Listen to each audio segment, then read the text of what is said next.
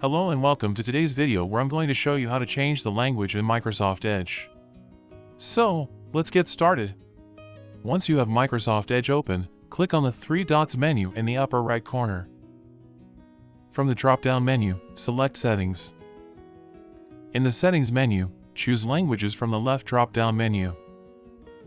Once you're in the Languages section, you'll see your preferred language set by default in Edge.